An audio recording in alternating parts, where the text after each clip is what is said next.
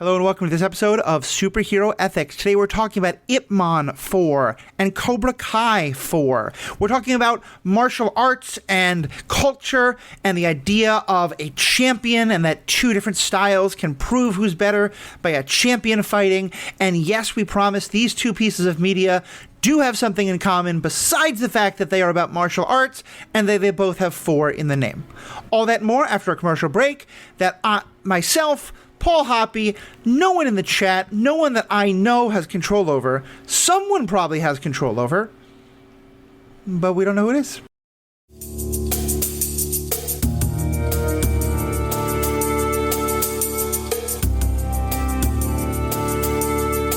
Welcome back. This is Matthew, your host. They, them pronouns.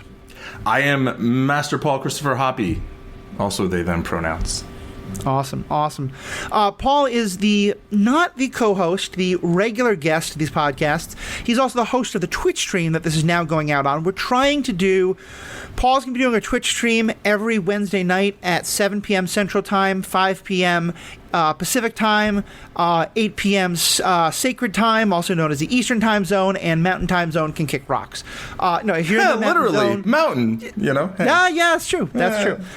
Beautiful things to drive through, and Colorado's nice. I have a very, very faithful Mountain Time Zone listener, so I feel like we should specify that it is 6 p.m. Mountain Time. Okay, 6 p.m. Mountain Time. The first time we've ever announced Mountain Time on the air. So, point is, though, we're going to have some Twitch. We're going to try to be a little more organized this time. We're going to have a section of us just discussing things. Then towards the end, we're going to take the feedback that you all send in and respond to it.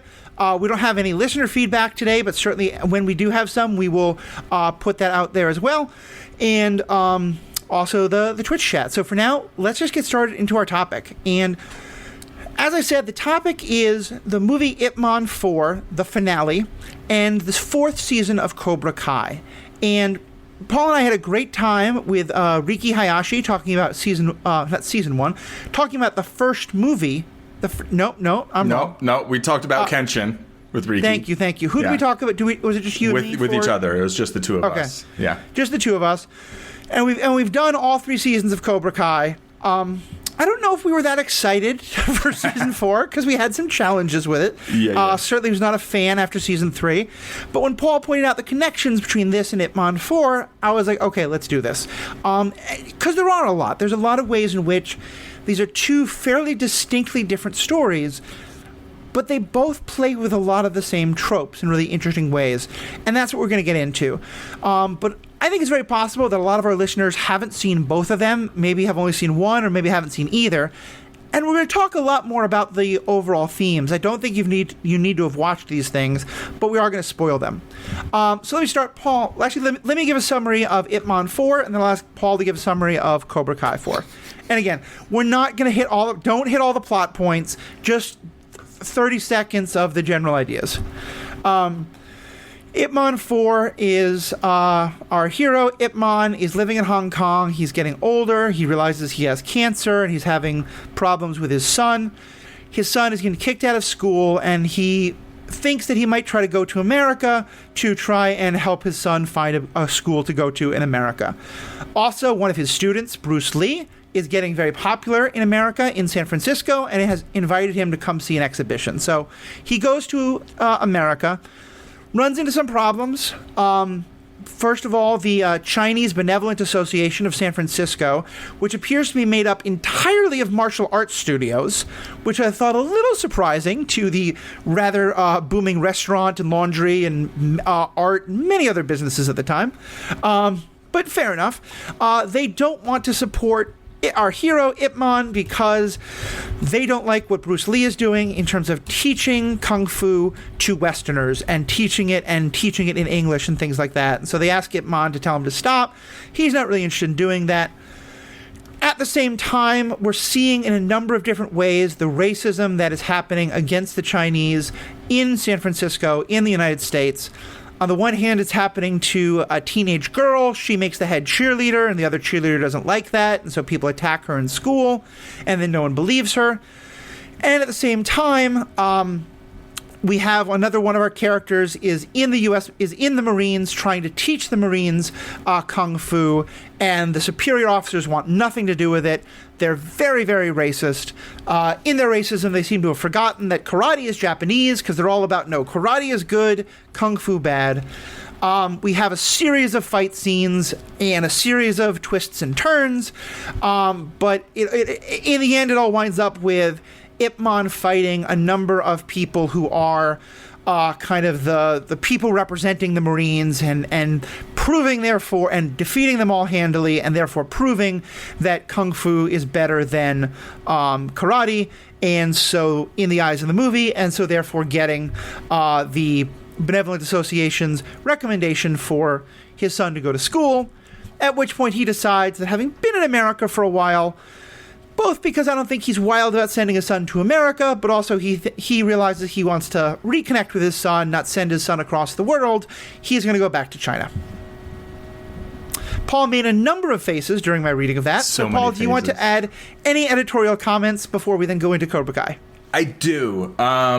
Remembering also that the point isn't the exact details. Yeah, no, I understand, but I think they're important details. One is that I think it is hilarious that the Chinese Benevolent Association is completely made up of martial arts masters.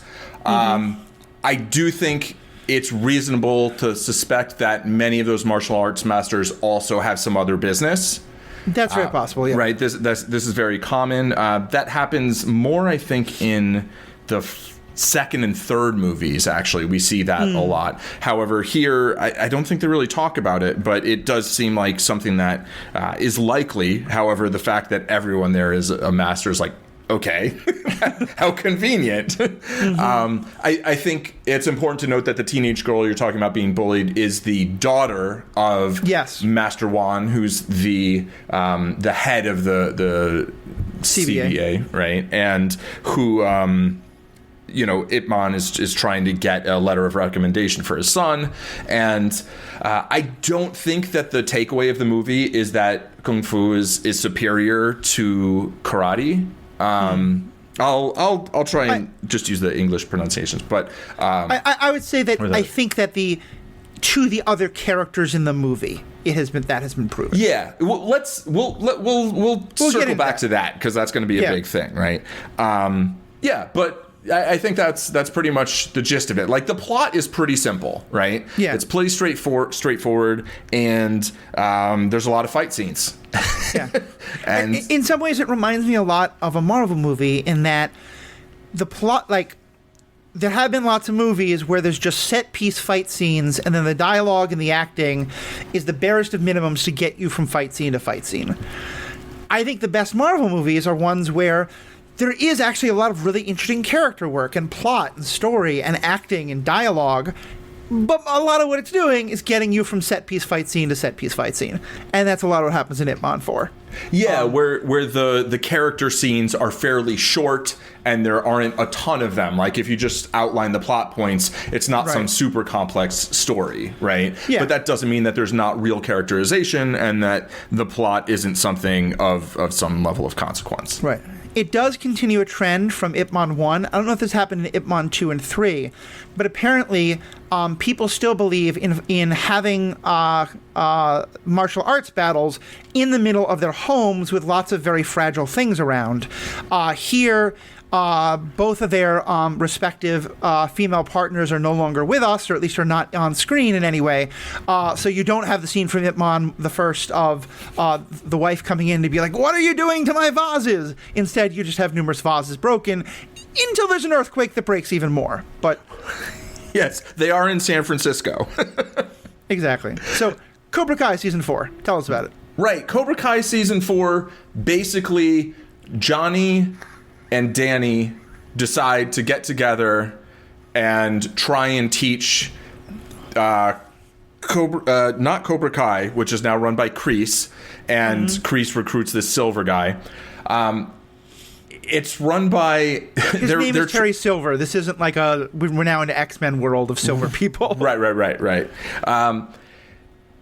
They try and get Miyagi-Do students and... Is it Eagle Fang? I think. Yes. Eagle Fang. They try and get them together, and the two of them try teaching together. And, like, then they're going to have a tournament at the end of the season, basically. And it generally doesn't go well, but then it kind of does. And individual students from each of them kind of either learn things from each or kind of pick a side. And I think Robbie is the main champion for Cobra Kai, right? And then him and Tori, right? And then Sam and Miguel.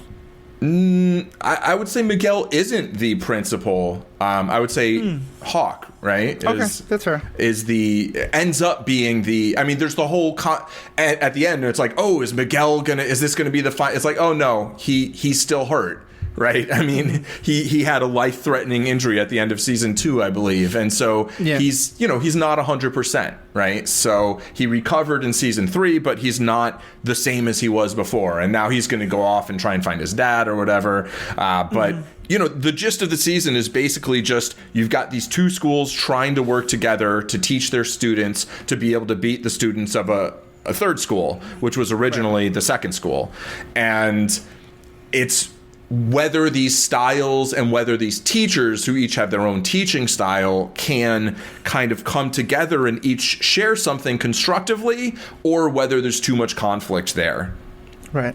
And the one essential detail I would add is that basically we've gotten to the point where there's been quite a lot of violence that has broken away from just being in the martial arts studios or in the tournaments. At the end of the last season, people broke into Danny LaRusso's house and attacked his kids. And, like, there was this huge battle in their home. Lots of stuff was broken. Lots of people are still doing the repercussions of this. Cobra Kai is basically believed to be this, like, active, dangerous menace to the community. And continually, because we can't ever settle things in any sort of way that would normally be done by people, no one's going to any kind of authority. Well, actually, calling the police is probably never a good idea. But what's decided is that they will settle this in a kung fu tournament. Karate tournament. Karate, sorry, okay.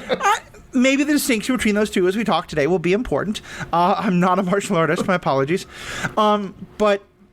But the point being that if Miyagi, Eagle, Do, Fang can defeat Cobra Kai, then Cobra Kai will close, and vice versa. And so it's all throughout is this thing of, like, we have to prove that, because it's not just that they're different people, they all have very different philosophies of how to treat karate and also how to treat life, and in many ways with, like, Danny LaRusso being very much on the defensive and, like, wait until you are provoked, let the other person strike first. Cobra Kai is always strike first, strike first, no mercy.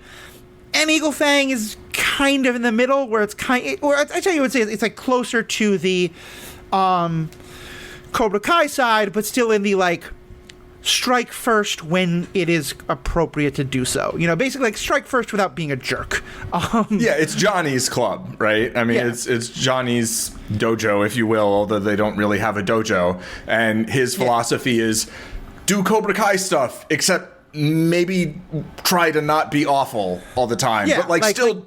But maybe, I don't know. When your opponent agrees to a fight, strike first, strike aggressive. Right, exactly. But don't go around bullying people all the time.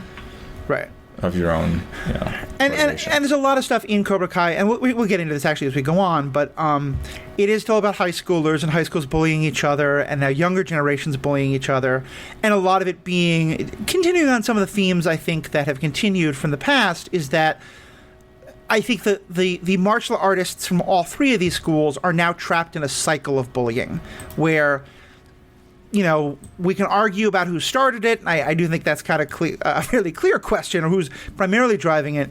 But now the people who have gotten attacked, who are even that Miyagi-Do, they're bullying kids who have, Cobra Kai shirts, and round and round and round we go.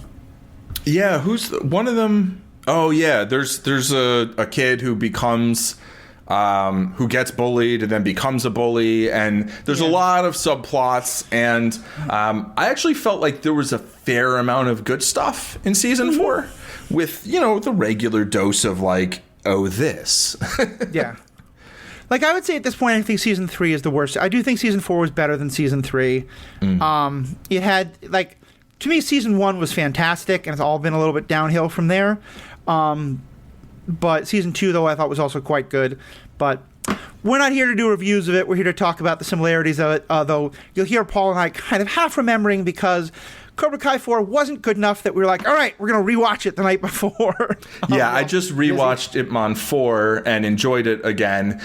There's, I've got some comments about the writing, particularly the English language writing, because there's a fair amount of that, which I think is probably not quite as much geared towards sounding like people really talk as some of the Chinese. But there's a black character who is like, this feels like it was written by someone who's mostly watched blaxploitation movies, because he's like just very like, oh my gosh, yeah, like super exuberant, super excited about everything, super unaware of surroundings. But we'll do some kind of like review stuff at the end. We'll sprinkle in comments. Yeah. Let's just start though, because Paul, you were the one who suggested this. What are kind of some of the similarities you see between the two? Right. So at their essence, I feel like each is about. I mean, okay, Ip Man 4 has a lot to say about, racism and culture and, countries and stuff like that. But in terms of really the essence of the story, aside from that would maybe be more of a theme. I don't know. I would say they're both about various different martial arts styles and the idea of, teaching people these styles and kind of who should be taught, what should people be taught, how should they be taught, and whether, not even whether, like largely based on the premise that one person can essentially represent a style, and that the fighting between, the showdown between two people who are trained in different styles can tell you something about like which style is better. Right. Yeah, it's a very interesting similarity, even though it also plays out somewhat differently. In Cobra Kai, you're constantly hearing about the actual what makes the styles different. And a lot of that has to do with, like, are they more aggressive? Are they more defensive? Are they more reactive? Are they more proactive? But there's some other aspects to it as well. In Ip Man, now you may have seen this, because I don't know enough about martial arts to see it. It felt like there was very little like, here's why karate is better, here's why kung fu is better. It was much more like, karate is the thing that Americans do, and Americans are better, and you Chinese with your kung fu are, lesser than, and all the kind of racist terms they use for them. And I actually pointed out the first time I watched this that I did think it was kind of odd that the Americans were sort of, being very virulently anti-Asian while embracing karate. Right. But also this is like in the time when there was American colonialism happening in Japan, and that Americans had conquered Japan within a lot of people's memory. It was only 19 years after the end of World War II. And I think karate at that point was kind of seen as like, okay, well, we Americans have colonized it and taken it over.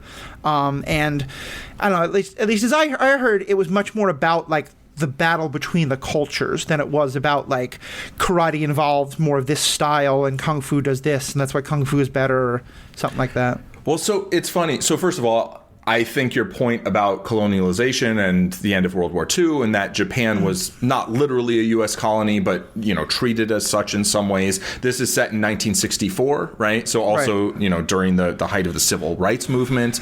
And there's also some racism towards black folks as well in the, they don't go quite super over the top with it, which I think is maybe for the best, but they do show that, the gunnery sergeant, who's like the main villain, the top antagonist, is clearly, he's like, I'm not racist. And it's like, when you say that, it's rarely a true statement. Like, if it's true, like, you probably just don't have to go around saying it all the time. But, like, I think, also, like, China was, just communist China during the height of the Cold War as well, right? Yeah. So, I think the perception of these different martial arts it's interesting because, like, well, they're, they both come from Asia. Like, if you're gonna be racist about it, it's like it's a little goofy, right? But I do think also there's this thing in Cobra Kai. At some point, someone refers to it as American karate. Yeah, it's very much Kreese. Either Kreese or Terry. Yeah, one of them, or earlier on, it might have even been Johnny or like one of the other, when he goes on the outing with Cobra Kai with like the guys from before. Oh yeah, that's right. But somebody refers to it as that, and like that is a thing, right? Like it did get very Americanized, and that's not to say that there's not Japanese karate, and that American karate isn't also Japanese, but it's right. There's some complexity there, right? But yeah, it does feel quite sort of silly that that they. That this person has this viewpoint, right? And I will say, as a martial artist, that's something that I see, though. And it's not always associated with this, like, very overt racism or anything. But there is something amongst practitioners of karate, of taekwondo, of like, various martial arts, maybe, like, jujitsu, that, like, kung fu is, like, not super practical, that it's more of sort of, like, this... like Aikido gets that reputation as well, right? This is a thing that does exist in martial arts, is the idea like judo is like the way, right? And like jujitsu is like the skill. It's like it's supposed to be more kind of practical in theory, right? But all of these things are like in theory, and we can talk about how actually practical things are compared to. And that's very interesting because one of the things that they do say is that the Marines' argument, while couched in a huge amount of racism, is karate is useful in combat situations, kung fu is not. Right. And I think if you don't know that history, it's very at least I did. I came away thinking that it was just because they were like, Chinese are dumb and kung fu is Chinese, so we're not even going to think that it could be useful. Right. But it is interesting to hear that like there is at least there's some martial arts backing to that stereotype they have about kung fu, even if it's also couched in an awful lot of racism. Right. Yeah. And I'm not like co-signing the idea that one is practically useful and another one's not. I'm saying that is something that can exist as an opinion outside of the very specifically racist take that this, gunnery sergeant has. And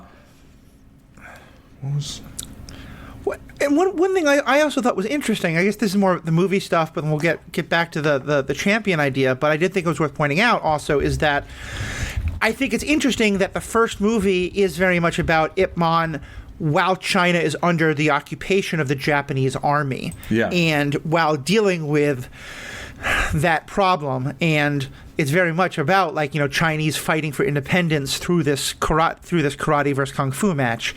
And I think it's interesting that that's the beginning, this is the finale, this is the end, and now it's against Americans, to be sure, but it is once again kung fu against karate. Yeah, the circle is now complete and all that. The second one is like kung fu against Western boxing, an English boxer. And the third one is more like kung fu versus kung fu. And like different styles, like my kung fu is better than yours, kind of. I will say that I think it's interesting that I feel like Ip Man does a good job of showing the difference between the styles. And granted, like, I don't know all the styles super well. I've never practiced any kung fu aside from, I've done Tai Chi, and the head of the Benevolent Association is a Tai Chi master, right? And there is a difference in the styles, and the karate practiced. The one guy, what's his name? Colin Frater. He's the like second in command, basically. Right. He says he's a fourth dan in Kyokutan, which I know Kyokushin, which is this very brutal, very sort of intended to be a very realistic, harsh, direct striking method of karate. There are different types, right? Whereas Wing Chun is designed to be able to be used by a smaller individual against a larger individual, and you can see the difference in the styles. Yeah, I mean, I don't know enough to notice these things, but I did, I watched Ip Man and then immediately after watched a couple episodes of Cobra Kai, and I was like, the style that Colin is using is pretty similar to Cobra Kai. Right, yeah. There's definitely some, similarities there. Also, just a quick thing worth pointing out, I don't think it's ever mentioned, but Colin looked to me like he was at least part Asian. I'm guessing part Japanese. I think that was supposed to be the implication, is that he was kind of helping to teach everybody karate because he might have known it more that way, but I'm not sure about that. That definitely wasn't something that I caught on to, but I will say that in Cobra Kai, while the style, I think when we covered it first, I said it reminds me a little bit of like Kyokushin, and I think maybe they even said that somewhere, someone was talking about that, but they talk a lot about the difference in styles, right? In Cobra Kai, but they don't show it in the same way, I feel, because just the level of martial arts is this is a martial arts film with martial arts experts, both in performing roles and in production roles. Cobra Kai is a high school soap opera with martial arts as sort of like a visual feature, basically. Yeah. I think there are times when they're specifically calling it out, and so you see it. I think this season actually shows it more than all the others have, especially because one of the sort of primary things that happens in the season, and we'll get into this as a topic, is that Sam, the daughter of LaRusso, is able to kind of blend the two styles and chooses to switch from one to the other in the middle of a match, and it's fairly noticeable when she does. But yeah, I think it is much more noticeable in the movie. For sure. So let's talk about this idea of, because I think one of the ideas that definitely comes up is this sort of thing of if the best of my style or my school can beat the best of your style or school, then that means mine is better. And this is something that actually we talked a little bit about when we talked about Ip Man 1, but you had said we should hold off to talk on it till this episode, but which I think you were right about. But you remember in episode 1, it starts out with all these different people from these different schools wanting to challenge each other, and these people who are new to town coming in 1930s Japan in China and wanting to say look, our style is better because our champion can beat your champion. What, as someone who's both run a martial arts school and also obviously has a lot of thoughts on this, how do you view this idea of it feels almost kind of like, Greco-Roman warfare, where it's your champion will fight my champion, and if our champion wins, then your army surrenders, and vice versa. There, at least, it's just who wins the battle. Here, it's really we will prove that our way is dominant. Right. So I think it's something that on the surface might seem fairly ridiculous to a lot of people, right? And I think obviously the idea that whoever's the best, then however they became the best is clearly the best way, right? I think there's an element of ridiculousness to that statement. Bruce Lee is in this movie, right? The character is. I think Bruce Lee had it right when he was basically my style isn't even a style at all. The idea is you do whatever works, right? And you can take things from all styles to make your own, and then you just do what's natural. I do think that there is, though, some element of truth in the idea behind the sort of champion representing a style, I think, is that that basically it's less about the individual and their natural talents and, their physical characteristics, and it's more about the training, right? It's more about the effort they put in and how that effort is directed sort of by their teachers. And I do think if you take two fairly physically similar people and they both put in the same number of hours, and one person receives one kind of training and another receives another kind of training, there's a really good chance that one of them will be substantially better at whatever the thing is because they received a more efficient, more effective manner of training. Right. And so I do think there's like a core of merit at the center of the idea, which is like the way of teaching matters, right? And what you teach, right? What you teach and how you teach it and who's teaching it. I think all of that matters, and that's important. I do think that, the idea that one person beating up another person conclusively proves anything is absurd. Yeah. Well, I appreciate also the way you talked about it being like the difference between not just the style, but also the way you teach the style. Because to me, if one school, the person's like, okay, cool, we're going to exercise you all the time and teach these things. And the other school is like, cool, come here for an hour a day, learn these kicks, learn these punches, then go smoke and eat whatever the hell you want. One of those is going to be a lot better. And that's not going to have anything much to do. And I'm saying that, clearly I think it's a mixture of both. But, that could be, also, So, what I'm hearing, at least we're saying, is that, the style matters. And so there is some weight to that idea, but also that everything else about how it's taught is really important as well. Yeah, although I wouldn't make that a distinction. I would say that the techniques of the style are not everything, but the manner in which something is taught, that is the style. That is part of the martial art. Right. And I mean, granted, different teachers are different from one another, and you could say that each teacher almost teaches their own sub-style in a way, right? But the manner of training, that is part of the style itself. The style isn't just a compendium of techniques, right? It's this holistic manner of being a martial artist isn't just doing kicks and punches, right? There's a whole thing there, basically. And so I would call kind of all of that the style.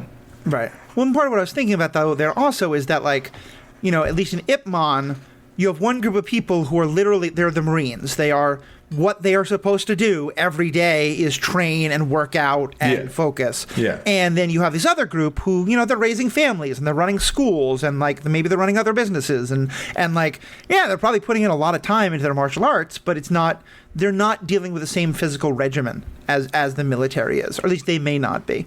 For sure. I mean, when first Staff Sergeant Hartman, who's the Marine, the Chinese American Marine. I think he's Chinese American. It's not super clear he's referred to that way, but actually, I think he talks to Ip Man in Chinese, right? But so when he goes and he's I think we should do Wing Chun, right? I think we should do Kung Fu. Which Wing Chun is Bruce Lee's sort of no-style, right? No, that's Jeet Kune Do.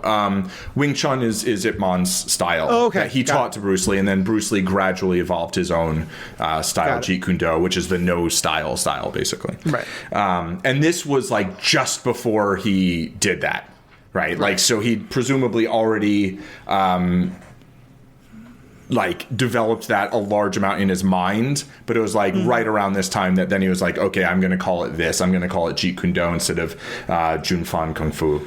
Okay. So, but anyway, when the gunnery sergeant, he's well, if you can beat, my he calls him a karate coach, which is so irksome. But coach just isn't the word. I don't even think that guy would necessarily use the word coach. I think he would say instructor, but whatever. But if he's if you can beat my fourth dan, who's a master of the style of karate, that'll prove that you, who says you've spent a few months training in Kung Fu, I'm that is the most ridiculous, lopsided, Right. It's no, that's not, that's ridiculous.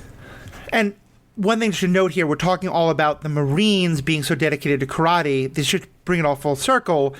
One thing that this season really reminds us of is that Kreese and Silver, the people who are running Cobra Kai, were both Marines. Right. In about 4 or 5 years after Ip Man was set. So I think the idea that the karate that is taught in Ip Man 4 is the same kind of karate that the people who founded Cobra Kai would have learned. So that all kind of makes sense.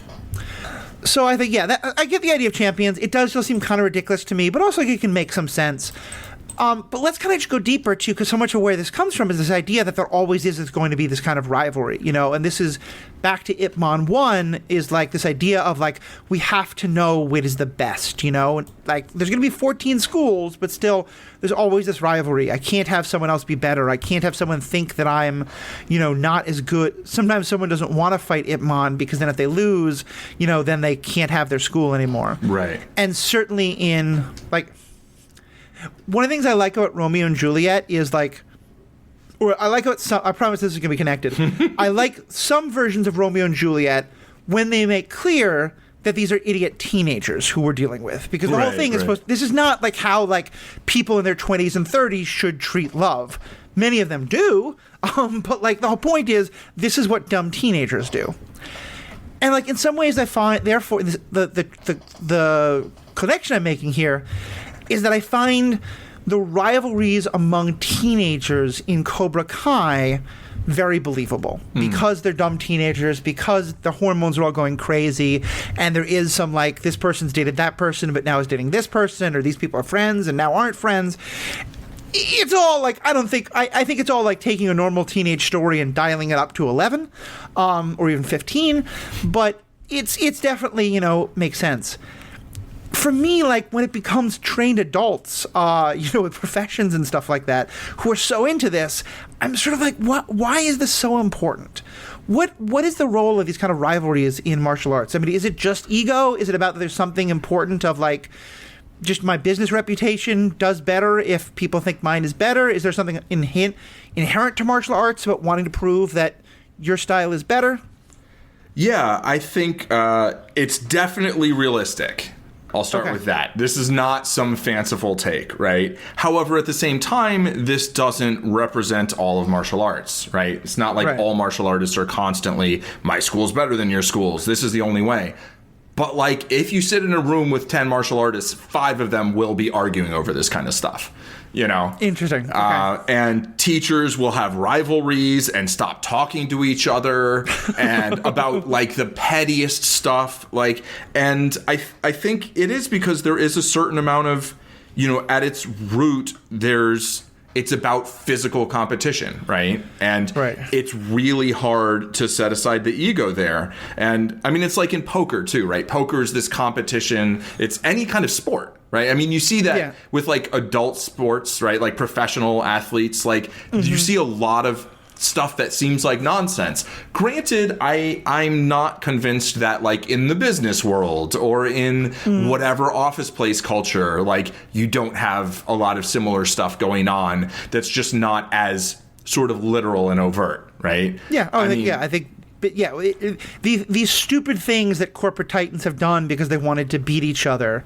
I mean, you can argue, I think, with some degree of merit that one of the major causes of World War I was the naval arms race between Germany and Great Britain, which started.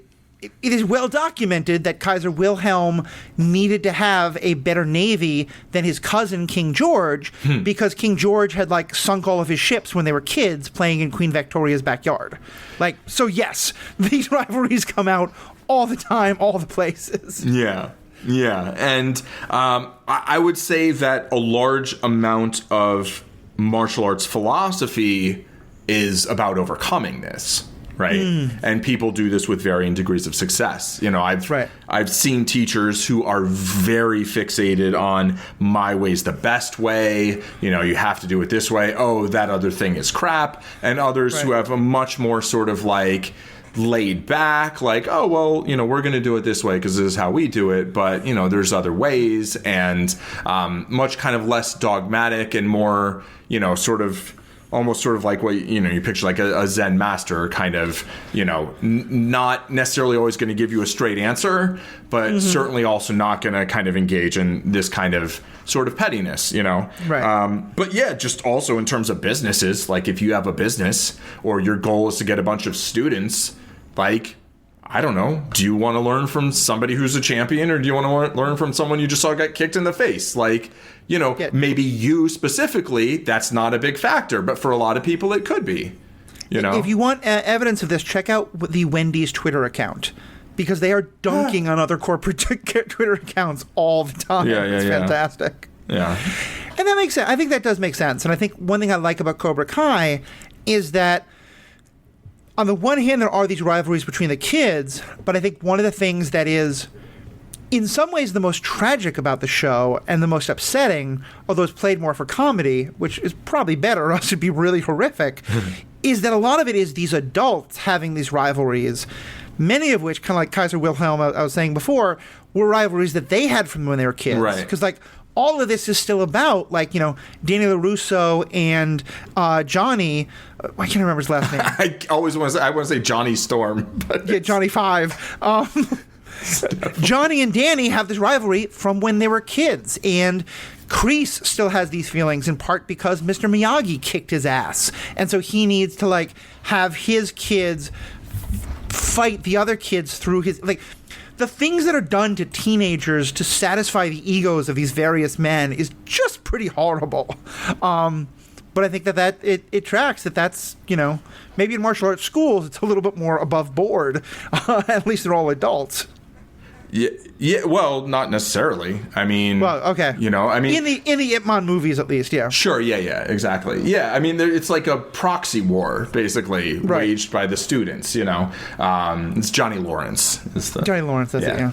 And let me just kind of ask this, because I would think that at least if you have people who can step back a little bit from their egos, if you took 10 people of 10 very different body shapes, you know, but they're all in, like, relatively good shape, you know, you might be like, okay, you have very long legs. You should probably do the martial art that's going to really focus on kicking. Taekwondo. And, like, you are, you know, you've got, like, very strong arms. Maybe you're going to do more punching, or, like, you're very quick, and so you should do something that's more defensive and dodging. Like, do you think, though, that, like, because the way you're talking, it sounds like a lot of people are like, no, any body style, any sort of type of person is going to do better in my style than anyone else's? Or is there, you think, some recognition of, like, yeah, different styles, and also for, like, what you want to do with it? You know, this one's better more as, like, score a point, whereas this one might be better for, like, win a street fight kind of thing.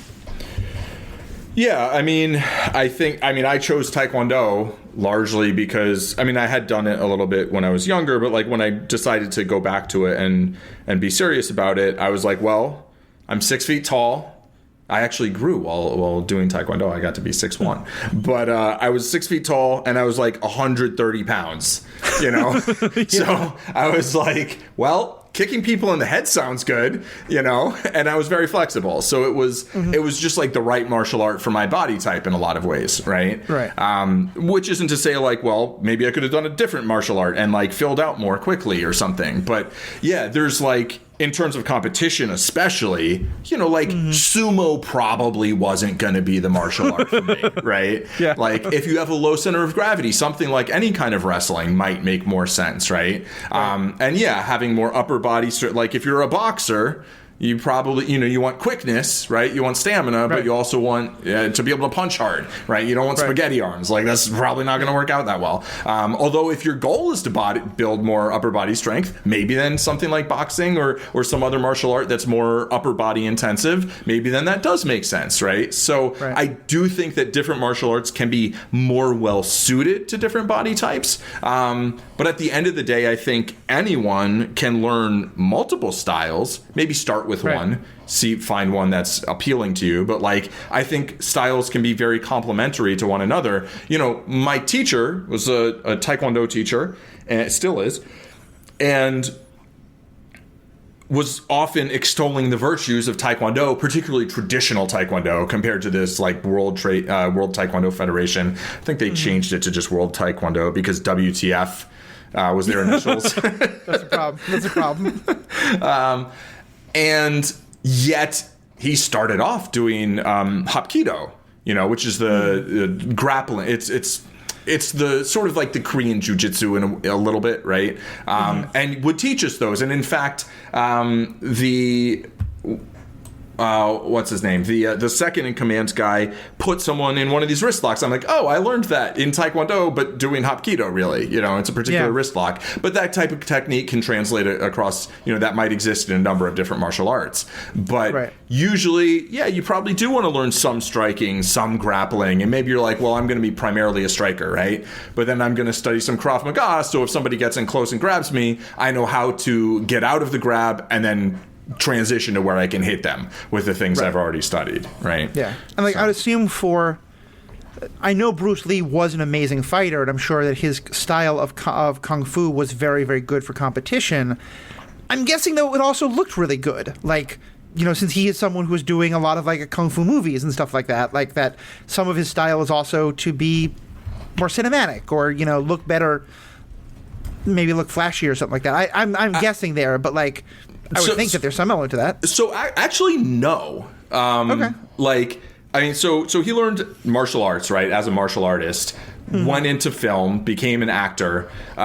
His style is actually very simple. Compared to a lot of cinematic fighters, he did a lot more basic techniques a lot of the time. But he did them so well. He was so quick, and he had so much charisma, right, and personality when he was acting and when he was fighting, acting, right? Yeah. But he was definitely not a dancer pretending to do martial arts. And no, I wouldn't think that for the second. No, I know, but there are. I mean, that's a thing, right? Right. Yeah. And those people often are going to do things that actually look flashier. And Bruce Lee's more I'm just going to throw a simple back fist to the head, quick jab, and his kicks were generally simpler than a lot of the really flashy stuff you see. I don't know if he ever jumped up and did a scissor kick or a split kick, in a movie.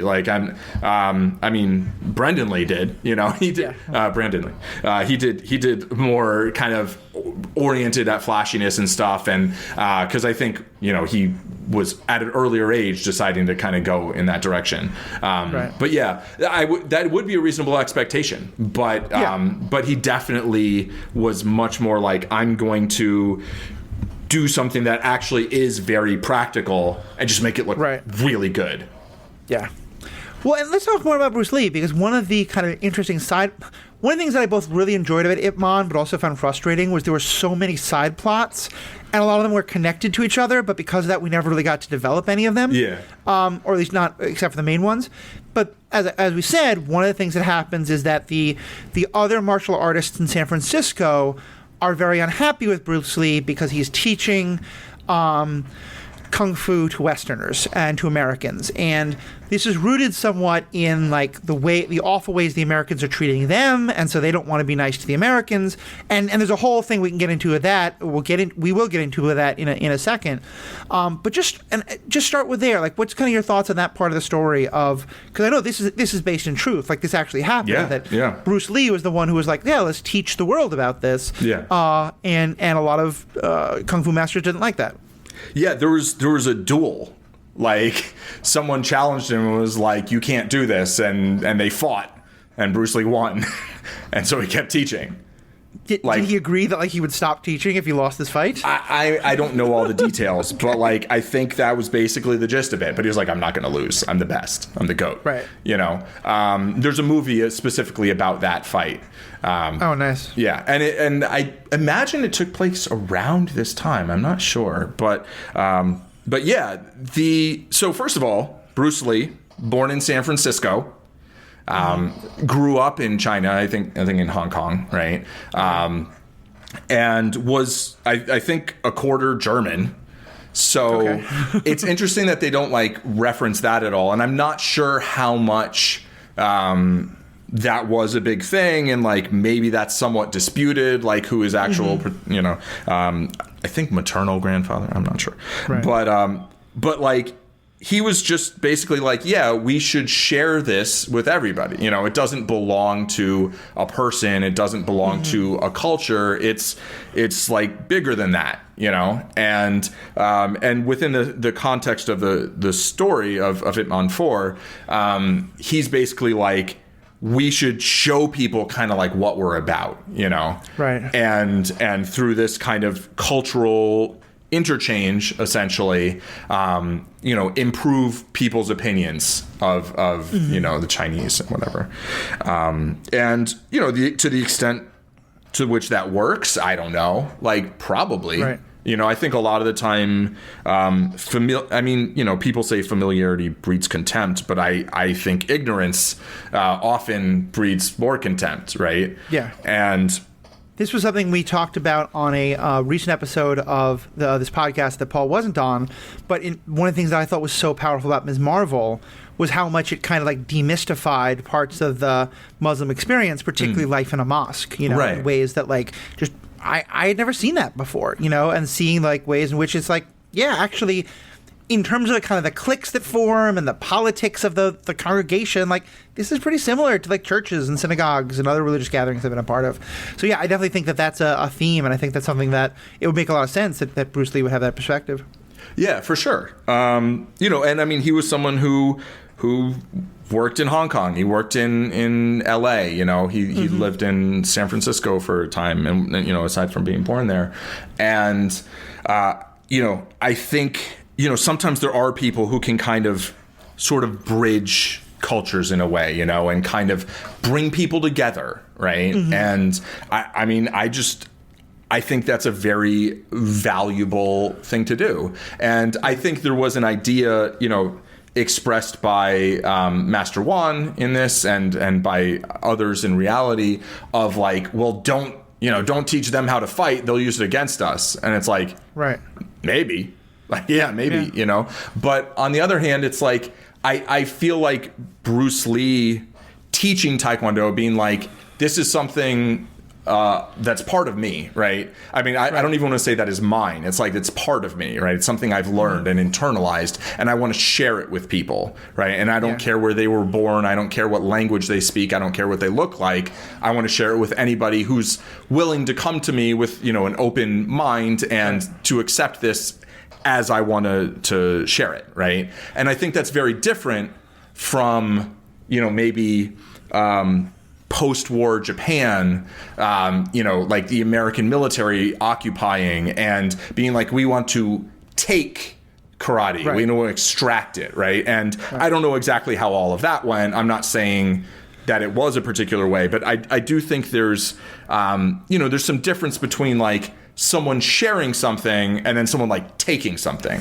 Yeah, I mean, cultural appropriation, I think, are the words that can often be used for that kind of a thing. And like, that's a more modern concept but I was thinking about those words when you were talking about that, because I think one of the things that I really appreciate about this movie is that I think we're supposed to think that the people who don't like Bruce Lee and thus don't like Ip Man, that they're wrong. But also, it shows them as being very justified in those feelings, And like Master Wan specifically, like he doesn't want his daughter to speak English in their house. Right. He doesn't want. He's very upset that she wants to be a cheerleader because instead of studying Tai Chi, because it's that kind of like, I don't want you to assimilate. And in many ways, I mean, there's a couple of really powerful scenes where some of the older Chinese are talking about, like, one says, my grandfather built the railroads, they've never acknowledged it. And Paul and I did an episode on the TV show Warrior, which is a wonderful TV show. I think we did 2 episodes on it in different seasons. It's a wonderful show. I strongly recommend it. But it's about, Chinese at kind of turn of the century and how awful they were treated. And most of the people in San Francisco for this movie are probably the grandchildren of those people, like and what happens with karate, I think, is a perfect illustration of like, either they're going to use it against us or kind of with the railroads, they're never going to give us the credit, because by the time what the Americans are doing with karate, like they're never mentioning that it's Japanese, they're being horrifically anti-Asian racist while saying like, karate is an American thing, like, that's the definition of cultural appropriation, It's like you cut it off entirely from Japan and just claimed it as your own. And I can understand being like, I don't want that to happen to parts of my Chinese culture and things like that. And like, I think the movie pretty clearly has the perspective, and I think I agree with it, of like, you have to let that go, but it also shows where it comes from and why. And I thought that was one of the things I liked most about the movie. Yeah, I mean, for all the kind of lack of subtlety in some of the dialogue and some things feeling like a little bit on the nose, like the sort of INS raid and stuff, although at the same time it's like, well, that kind of is still horrible and ongoing. I do think that it does really get this point right in that it shows, a variety of perspectives, and it shows some of those perspectives to be very understandable. Specifically the perspective of Master Wan and the perspective of Bruce Lee and, Ip Man as well.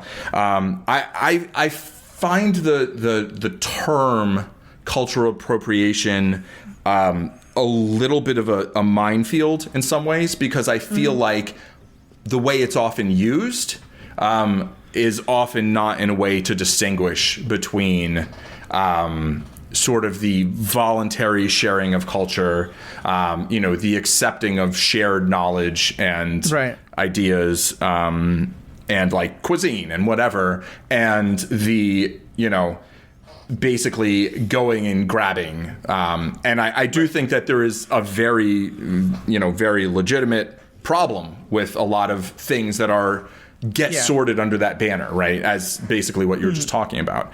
But at the same time, like, I don't believe that culture or like ideas really belong to people or peoples. I don't think that's the way anything works. I don't think it's the way anything should work. And I think often there is a lot of bigotry involved in the wanting to kind of say, no, this is mine or this is ours and you can't do whatever it is, and I find that not particularly better. It's not the same. It obviously, like, how much power any individual or group has. You're distinguishing bigotry from racism, right? Sort of, yes. Which I also... It's not better. Compared to structural racism anyway. And I think, there's, like, we can have long-winded semantic discussions over some of these terms and the way that they're used by individuals, institutions, and whatever. I'm certainly, I don't agree with most people, I think. And by most people, I mean, like, most people, like on here and here and here and here. But I do think that at the root of it, like, basically exploiting people and, like, taking their stuff is bad, right? And whereas having consensual exchange of ideas is good, like, and I think sometimes both of those get called appropriation, and really only one of them I think is bad. And so, like, if we want to just call that, cool. But, like, And you kind of link two related but separate thoughts there, so I just want to do them one at a time. In terms of the kind of, like, I think what you were kind of saying is, like, the bigotry of the Chinese, the negative feelings of the Chinese towards white people, or Americans especially, which I think you were calling bigotry, is, like, it's not the same as the structural and institutional and powerful racism of the Americans, but, like, both are problematic. And I think, I would agree with that. I think that it's kind of showing how they're both in a cycle now, and I think it is showing that, like, I'm much more sympathetic to the Chinese, and I think, as I understand the terms, I would say that the Americans are being racist and the Chinese have bigotry, and, like, there's a distinct difference. But like you said, we can debate the semantics of that. But I think the movie did a good job of showing that, and of showing like, some of the Chinese don't have but also you can also understand why it is. It's like when you're very rarely going to have positive feelings about your oppressor, and especially with the, like, this is a time, I think, and this doesn't go into it as much, but I think certainly other things have, for any immigrant group that comes to America with all this mythology about, like, this is the land of immigrants and everyone can be someone here, and then you get there and it's like, oh, okay, wait, no, you're not the desirable people. We're gonna treat you like that. But then it's not. You're right. It's like, I understand exactly where I don't think I can possibly justify the feelings of the white people as, like, just, we hate Asians. I can understand and validate to some extent where Master Wan's feelings come from, even if I'm like, but that's not really helpful, Especially in that, like, when you have that kind of attitude of, like, daughter, you live amongst these people, but you cannot learn their ways. You cannot be a cheerleader. You have to be, only do our thing. There's pretty much no faster way to guarantee she will become a cheerleader. Right. Yeah. Well, that's just how multi-generational stuff works. But to the other part, go ahead. I do want to say that I think, like, however you want to term racism versus bigotry or whatever, I do think that Master Wan is someone with a large amount of power. And that it's important to acknowledge that, like, China is a country with 5 times the population of the United States and about 20 times the length of history, you know, so that, I think people look at America's power on the global stage over the last century or so and see it as like this sort of singularity in some ways. But it's like, anti-European racism, like it can be termed racism by Chinese, like that's a thing, I think. I do think that Master Wan is in the United States. He's Chinese American, and certainly he has a lot less power, right, than like the gunnery sergeant who's like, I'm just going to arrest this guy on absolutely no, like, how's he getting remanded to the U.S. Marine Corps? Like that, I think, is the sort of where there's this massive structural, power imbalance. But it's not like Master Wan's just like some random dude who like doesn't have any power. Oh yeah, no, definitely. I think that's true. I think you're also right. To me, it's not even about America. It's that I think like white supremacy is, I think, like a dominant force in the world today, not just American, and goes back to before the founding of America. But yeah, certainly there have been racism, that's a much older historical argument. That's a whole thing. It's a whole thing. As the cultural appropriation part, though, I think I'm mostly with you. I would differ a little bit, and I think it's important in how it's shown in the movie. To me, I think there's a lot of terms where I would mostly agree with it, but where, on the internet, when people are making 20-second TikTok video, 30-second TikTok videos and 240 character tweets, a lot of these terms are going to lose their nuance and start coming out in dumb ways and start getting taken to extremes I don't necessarily agree with. I think I agree with you that there's a huge difference between I'm going to take this thing versus I have been taught this thing by someone who is voluntarily sharing their culture. I do, though, think the question, and then I would also even a third thing of something. Let me back that up. But to me, I think the important distinction is if you were taught the thing voluntarily, and now you are profiting from the thing, are you acknowledging the history and the culture of the thing? Are you, paying homage to, understanding like who taught this to you? Particularly in a world in which it's very possible that it's going to be easier for you to profit off of it than someone else, And I think this happens in a lot of situations, Elvis being the best example. I don't think Elvis wanted to steal, he grew up around black musicians. He loved that world. He wanted to honor that world. He was also just kind of a drugged out idiot, wasn't thinking about the stuff much. But the people around him knew that people would buy albums of him doing the things that they'd never buy Mama Thornton or any of those people doing. And so I think that's also kind of the part is and that's what I think what the Americans are doing. They're profiting off of. Certainly I actually would say, Crease is profiting off of this without paying any sort of regard to where this comes from and claiming it as American and stuff like that. But you're right. I do think that I think cultural appropriation is one of those terms that can get thrown around very easily and without really actually thinking about what it means. And I do think, as you said, the distinction of taking something versus being respectfully, voluntarily taught it is an important one. Yeah. I mean, to me, it's the difference between taking and accepting, Right. And I certainly understand that something might be easier for one person to profit from than another, and that's the world's messed up place, Right. But I do think when people start pointing fingers and being like, oh, you're not supposed to teach this, or you're not supposed to learn this or dress this way or whatever because you were born here or you look like this or whatever, I just have no patience for that. I understand the feelings and I am sympathetic, But in terms of like, I don't know.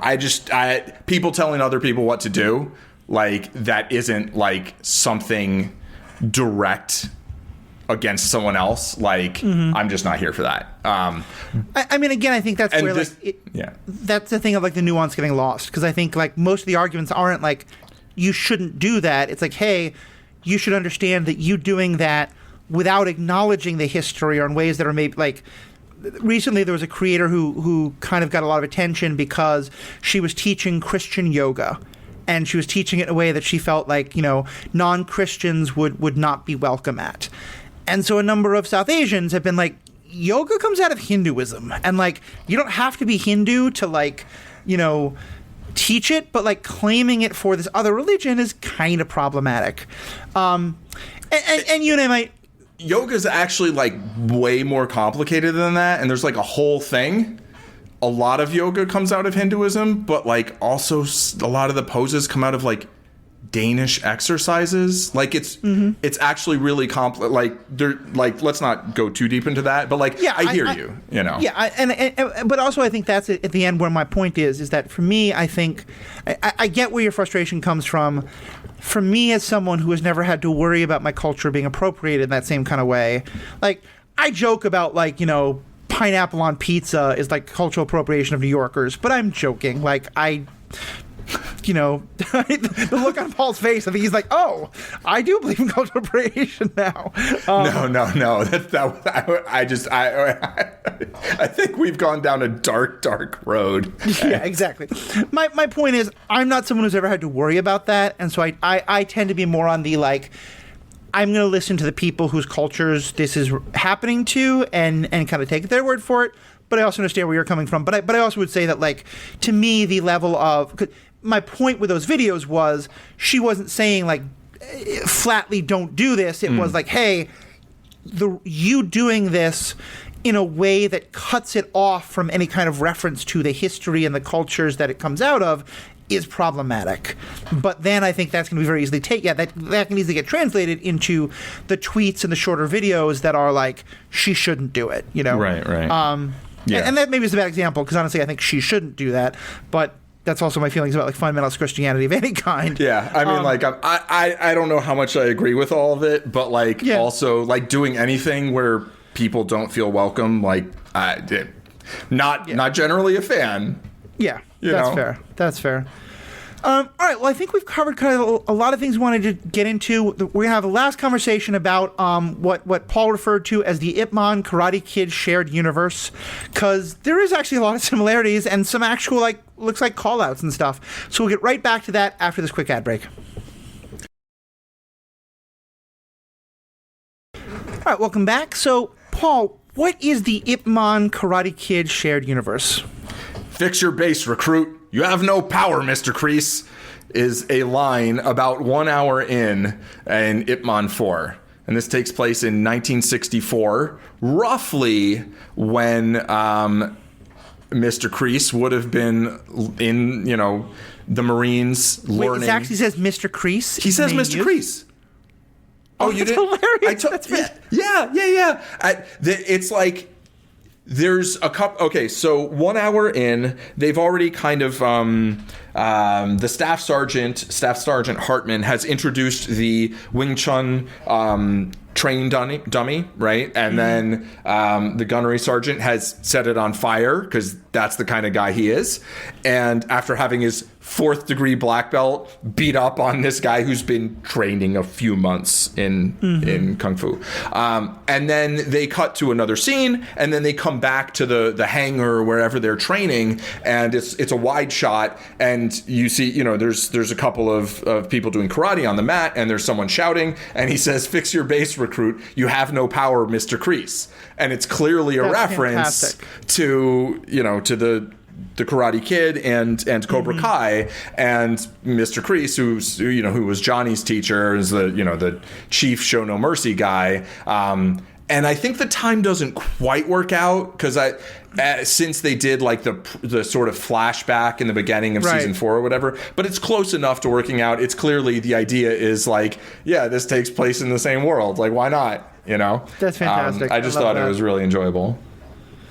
Yeah, that's really fun. And certainly I think, as we've said, like just now that I was looking for it, the number of similarities that I saw were just really strong in terms of like the rivalries involved and this whole idea of like schools battling against schools.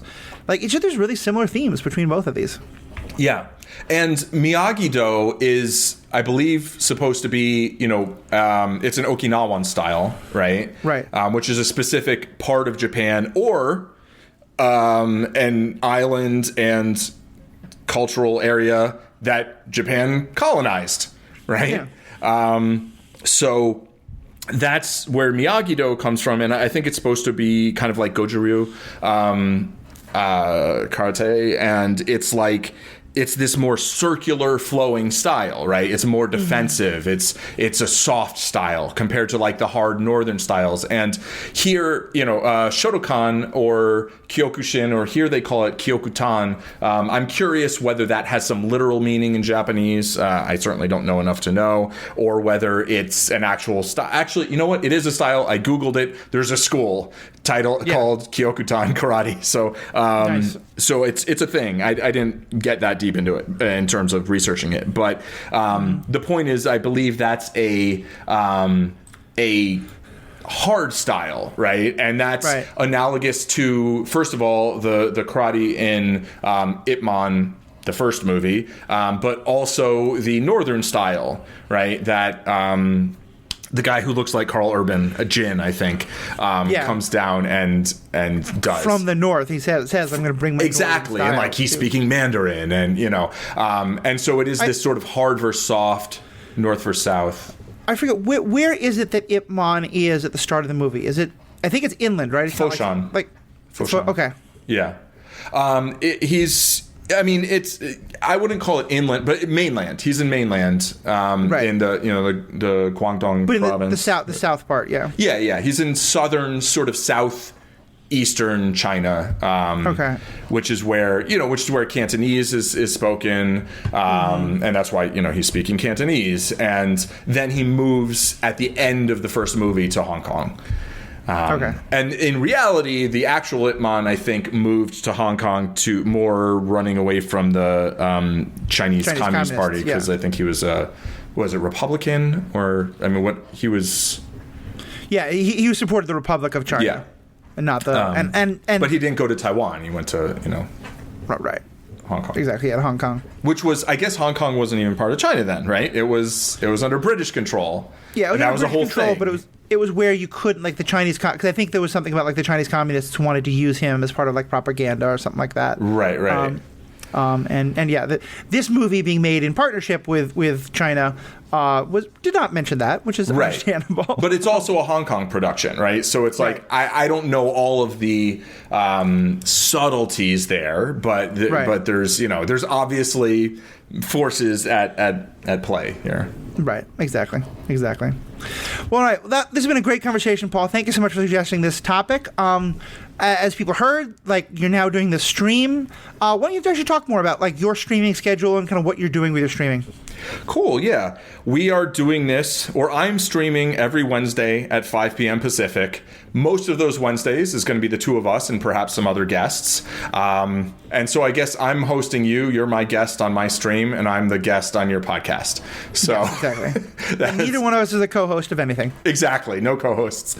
And I would like to think that my Stranger Things performance proves that I'm not a host. I'm just someone who sits around and talks about things. I thought you did just fine. Yes, just fine. I was aiming for just fine. It was definitely a great conversation, but I would credit my two co-guests on that one as being a big part of that. But yeah, and that was a lot of fun. You did a very good job moving it along, but go on. Right, yeah. I wasn't so much with the move it along. And I've been practicing Master of Puppets lately. Maybe I'll play guitar on stream someday. But mostly we're going to be, talking about various shows and movies. We're going to cover Andor, right? And if I ever hate an episode, I will just be the producer and I will host your podcast on my platform, right? Definitely. Just like in case, because like, I don't know. I just don't really want to cover things that I really don't like. And I mean, Cobra Kai, I don't love everything about it, but like I feel like it's something that is easy to kind of cover a little more gently, right?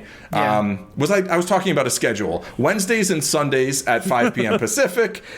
Here on Wednesdays is going to be this kind of podcasting, and if you're not available, then I'm going to just kind of like talk about some stuff, you know? Yeah. On Sundays, I think I'm going to be doing chess, and I might start with kind of more beginner type stuff, and then I'll do kind of studying more. If you're with us right now on the live stream, happy International Chess Day. There was actually a chess tidbit that I wanted to share in a moment, but it doesn't have to go on the podcast. It'll go in the post-podcast bit.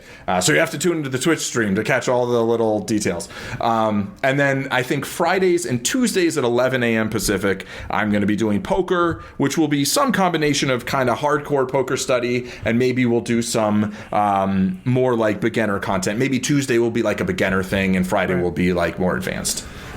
The role of the, like, maybe 105 level, not 101 level, but the role of the still learning beginner will often be played by yours truly. So I feel like you're a 201 player. I think 101 is, or even 105. Honestly, I don't really know what all these numbers mean, but like I think it's got to start with a 2. I think you. I think that's fair. I've made my own style. Like I am an overall winning player over the last like 10 years or so, but I have a lot. I want to learn the basics again, so we'll figure something out. Cool. But anyway, folks, yeah, as Paul just said, there's a lot of stuff happening on the podcast here. A lot of other great episodes you can check out of Superhero Ethics. Also, all the episodes of the Star Wars Universe podcast that I do. We're going to be doing Andor. Right now we're back to our episode-by-episode coverage of Rebels. We did episode-by-episode coverage of Kenobi. I've also got some great guests lined up. Great things happening on both of those podcasts. I also occasionally do some stuff with Marvel Movie Minute or Pandavision, other great things like that. And most importantly, though, we love feedback. We want to know what you think. What do you think about all these questions we raised? Are you a huge fan of Cobra Kai Season 4 and want to tell us all the great parts we missed? Do you actually think that some of the things that some of the English dialogue, as we said, was maybe a little over the top? It's funny. I don't know if this is intentional, but I feel like I learned an important lesson in terms of like why it is when like Americans make movies that show non-Americans in very over-the-top kind of ridiculous ways, why it bothers people. Like I always intellectually understood why it would bother them, but watching it in this, I was like, it's a little uncomfortable. It's just a little uncomfortable. I hope you're kind of doing that intentionally. So like, you know, now your actors are saying R words, and we're gonna have some fun with it. Touche. I don't know. But anyway, yeah, it's a lot of stuff going on there. Give us your feedback.